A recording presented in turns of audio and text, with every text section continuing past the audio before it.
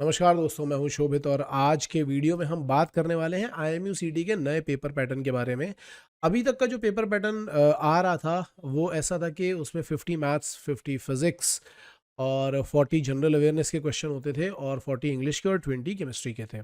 ठीक है, ये पिछले काफ़ी टाइम से फॉलो हो रहा था, लेकिन इस बार इन्होंने एक और पुराना पैटर्न है जो पहले इन्होंने एक बार यूज़ किया था, उसको ये वापस लेकर के आए हैं। और अभी मेरे स्टूडेंट ने जैसे ही मुझे भेजा था तो मैंने इसको एक बार ज़रा क्रॉस चेक किया, तो जब क्रॉस चेक किया तो मुझे उस क्रॉस चेक में ये चीज़ दिखाई पड़ी है। देखो, अगर आप भी जाओगे तो बहुत आराम से चेक किया जा सकता है। मैंने यहाँ पे एक सिंपल सी चीज़ डाली थी, सिलेबस फॉर यूजी आईएमयू सीटी, तो आप डालोगे तो ये लिंक आ जाएगा, इंडियन मैरीटाइम यूनिवर्सिटी का ही लिंक है। इसको ओपन करोगे तो आपके पास ये फाइल ओपन होकर के आ जाएगी और पहले पेज पे ही जो दिया हुआ है वो डीएनएस लीडिंग टू बीएससी वाला ही सिलेबस दिया है। और इस बार का जो पैटर्न है ये पिछले मतलब एक बार काफ़ी पहले ये यूज़ हुआ था, उसके बाद काफ़ी टाइम के बाद ये यूज़ किया जा रहा है। अब इसमें क्या है, इन्होंने ये कर दिया है कि इंग्लिश में 25 क्वेश्चन पूछे जाएंगे। इंग्लिश में 40 नहीं है, इस बार इंग्लिश में 25 क्वेश्चन है। ठीक है, वैसे भी इंग्लिश का सिलेबस यार काफ़ी कम रहता है, तो मतलब 40 क्वेश्चन पूछा जाना थोड़ी सी जाती थी। ठीक है, तो इस बार क्या है कि इन्होंने 25 कर दिए क्वेश्चन। 25 क्वेश्चन में क्या क्या पूछ रहे हैं, पार्ट ऑफ स्पीच पूछेंगे, सिनोनिम सेंटेनिम्स पूछेंगे, वर्ड मीनिंग, फ्रेजेस पूछेंगे, टेंसेज हैं, फ्रेजल वर्ब्स हैं, ईडियम्स हैं। इसमें से 25 क्वेश्चन पूछे जाएंगे। तो अगर आप देखोगे तो मतलब बहुत ज़्यादा बड़ा सिलेबस नहीं है, बहुत छोटा सा ही है, काफ़ी कट शॉर्ट करके बना दिया है और बहुत प्रिसाइसली इन्होंने दिया भी हुआ है।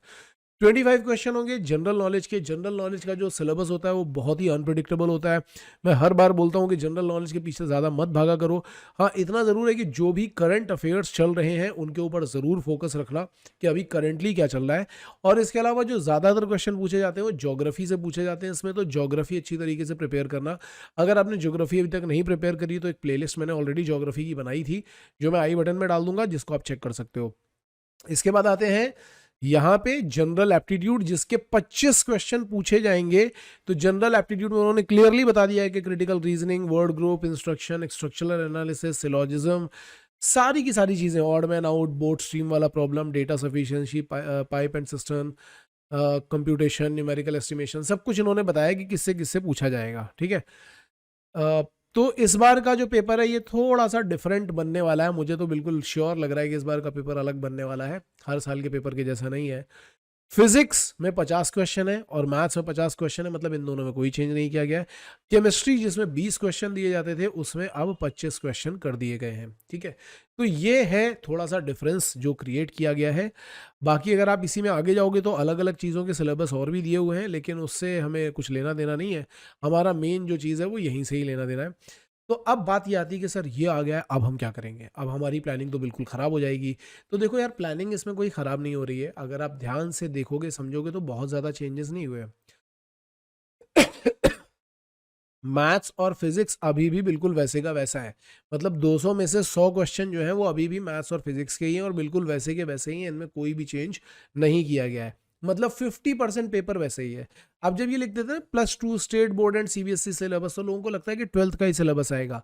12th का नहीं, इसमें 11th और 12th दोनों का सिलेबस आता है। ये हर बार +2 करके लिखते हैं, लेकिन फिर भी इसमें 11th और 12th दोनों क्लास का ही सिलेबस आता है। ठीक है, तो केमिस्ट्री में क्या हुआ है, पहले 20 आते थे, अब 25 आ रहे हैं, यानी 5 क्वेश्चन बढ़ गए।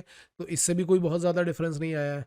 हाँ, ये ज़रूर डिफरेंस आया है कि इंग्लिश, अगर कोई इंग्लिश के ही भरोसे जा रहा होगा तो एक अलग बात है कि इंग्लिश के 15 क्वेश्चन कम हो गए, लेकिन थोड़ा सा डिफरेंस है, थोड़ा सा तो डिफरेंस है। अब बात ये कि अब सर आपने बोला था कि 120 क्वेश्चन करने हैं, 140 क्वेश्चन करने हैं अच्छी रैंक लाने के लिए, आप कैसे करेंगे 120 140 क्वेश्चन?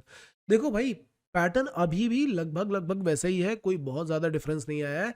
जनरल एप्टीट्यूड के 25 क्वेश्चन दे दिए गए हैं और उनके टॉपिक भी फिक्स कर दिए गए हैं। अगर आप ये करके जाते हो तो अब तो गारंटी है आपके पास कि 25 क्वेश्चन आप कर ही पाओगे। पहले क्या होता था, जनरल अवेयरनेस में हमें कंफ्यूजन रहता था कि इसमें से कितने जीके के आएंगे, कितने ज्योग्राफी के आएंगे। इस बार तो उन्होंने बोल दिया ना कि जनरल एप्टीट्यूड में एप्टीट्यूड के 25 क्वेश्चन है। मतलब और एप्टीट्यूड का सिलेबस भी आसान है। मैंने अभी पुराने वाले वीडियो पे ही एक प्लेलिस्ट बनाई है, अगर आप चाहोगे तो यूट्यूब हमारे चैनल पे जाओ और वहाँ पे प्लेलिस्ट में जाकर के देख लो। रीजनिंग की पूरी एक प्लेलिस्ट बनी पड़ी है, वो सारे के सारे तो आप देख ही लो। रीजनिंग से जनरली ज़्यादा क्वेश्चन डालते हैं। अदरवाइज इन्होंने कुछ फिक्स टॉपिक्स दिए हुए हैं, ये सारे के सारे टॉपिक अगर आप कर लेते हो तो 25 तो ये फिक्स हो गए। ऊपर आ जाओ, इंग्लिश में भी क्या है, इंग्लिश में पार्ट्स ऑफ स्पीच में क्या पूछा जाता है जनरली? नाउन प्रोनाउन पूछा जाएगा या वर्ब का यूज पूछा जाएगा या फिर प्रीपोजिशन पूछी जाएगी। टेंसेस में क्या पूछेंगे? टेंसेस में वो सेंटेंस करेक्शन वाली चीजें पूछी जा सकती हैं। Synonyms, antonyms, meaning, word, phrases, ये सारी की सारी चीजें वोकैबुलरी का पार्ट है। तो 25 क्वेश्चन। अब ये चीजें अगर आपको आती हैं तो आती हैं, नहीं आती तो नहीं आती हैं। लेकिन आज पहले 40 मिल रहे थे, यहाँ 25 मिल रहे हैं।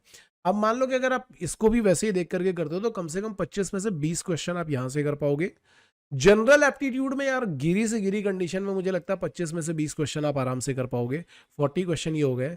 फिजिक्स, मैथ्स और केमिस्ट्री पे फोकस करते हैं। तो फिजिक्स में अगर आपने ढंग से प्रिपरेशन करी, आपको सारे फॉर्मूला और डेफिनेशन अच्छी तरीके से पता है, आपने सारे के सारे इंपॉर्टेंट टॉपिक्स देख रखे हैं, आपने सारे वन शॉट वीडियोस देख रखे हैं, घर पे आप ढंग से प्रिपेयर कर रहे हो, तो मुझे ऐसा लगता है कि 50 में से 30 क्वेश्चन सही करना कोई बहुत बड़ी बात नहीं है।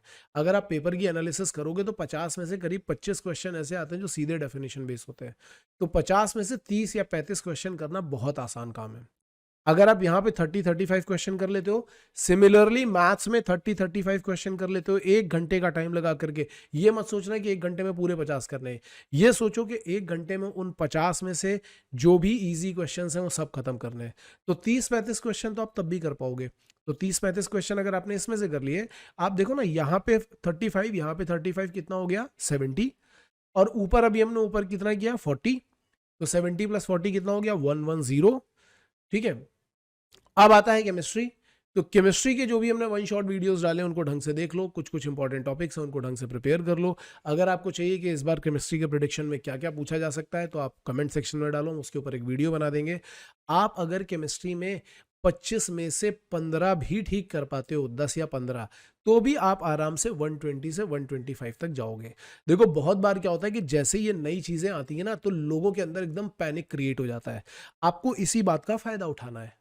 मैक्सिमम लोग इस पैनिक में पेपर खराब कर देते हैं। अरे भाई पेपर का पैटर्न बदल गया, भाई पेपर का पैटर्न बदल गया, अब क्या होगा, अब क्या होगा? कुछ नहीं होगा। पेपर का पैटर्न मैक्सिमम मोर और लेस सेम ही है, ज्यादा कुछ डिफरेंस नहीं आया है। और इस मोमेंट पे, क्योंकि मैंने पहले ही बोला था, एग्जाम में जब आप जाओगे तो एग्जाम के ड्यूरेशन में आप देखना, जब एग्जाम देकर के जनता बाहर निकलेगी ना, 80% क्राउड यही कर रहा होगा, पेपर का पैटर्न बदल गया। अभी मैं वीडियो बना रहा हूं, आप लोग देखोगे, बहुत लोग वीडियो देखेंगे भी नहीं, वहां जाकर के ही पता चलेगा भाई पेपर का पैटर्न बदल गया, भाई पेपर का पैटर्न बदल गया। और फिर उसके बाद यही रो रहे होंगे कि अरे शिट यार, हमारा तो ये नहीं हो पाया, हमारा तो वो नहीं हो पाया। जो 10-15% इसमें टॉप पे जाते हैं वो इसीलिए जाते हैं क्योंकि उनको इस बात से फर्क ही नहीं पड़ता कि पेपर का पैटर्न बदला, पेपर का पैटर्न नहीं बदला। क्योंकि अगर आप देखोगे तो बहुत माइन्यूट से चेंजेस हुए हैं। जो 50% था वो बिल्कुल ऐसे का वैसा ही है। तो अगर पहले कट ऑफ कुछ 80 जा रहा होगा, हो सकता है इस बार 70 चला जाए, इससे ज़्यादा क्या ही डिफरेंस आएगा। और तुम 80-70 के चक्कर में ही नहीं पड़ो। तो मैं तो ये सजेस्ट करूंगा कि तुम जाओ 120 से 140 के बीच में टारगेट करो। हालांकि इसमें हमने जीके के 25 क्वेश्चन पूरी तरीके से ही छोड़ दिए हैं, लेकिन ऐसा नहीं है कि इन 25 क्वेश्चन में से आपको एक भी नहीं आएगा। अगर आप ज्योग्राफी अच्छी तरीके से प्रिपेयर करके गए हो तो 5 से 10 क्वेश्चन आपको वहां पर भी मिलेंगे। ठीक है। अब जीके में वो कुछ भी पूछ सकते हैं। हो सकता है आपसे कैपिटल के नाम पूछ लिए जाए, आपसे करेंसीज पूछ ली जाए, आपसे बुक के ऑथर्स पूछ लिए जाए, कुछ भी पूछा जा सकता है। तो वो इसलिए अनप्रेडिक्टेबल है, इसलिए मैं उस 25 को तो काउंट ही नहीं कर रहा हूं। अगर मैं उस 25 को काउंट नहीं भी कर रहा हूं तो भी मैं आपको बोल रहा हूं कि 125 क्वेश्चन कैसे किए जाते हैं। बाकी पैटर्न बिल्कुल वही रहेगा, सेम रहेगा। मैंने पहले भी बताया हुआ था कि कैसे करना है। सारे क्वेश्चन गो थ्रू करना एक बार में, पहले 1 घंटे के अंदर अंदर। आपके 200 में से 60-70 क्वेश्चन तो तभी हो जाएंगे और आपको अपने आप एक कॉन्फिडेंस बिल्डअप हो जाएगा कि आपने सारे इजी क्वेश्चन कर लिए हैं, मॉडरेट क्वेश्चंस पे जाना है। अगर आप 125 तक चले जाते हो, आपको एक डिसेंट रैंक अपने आप आराम से मिल जाएगा। इसके अलावा अगर आप कुछ और भी चाहते हो, कुछ और डिटेल्स चाहते हो, तो कमेंट सेक्शन में डालो यार, हम उसके ऊपर भी एक डिटेल्ड वीडियो बनाएंगे। Okay, all the best guys.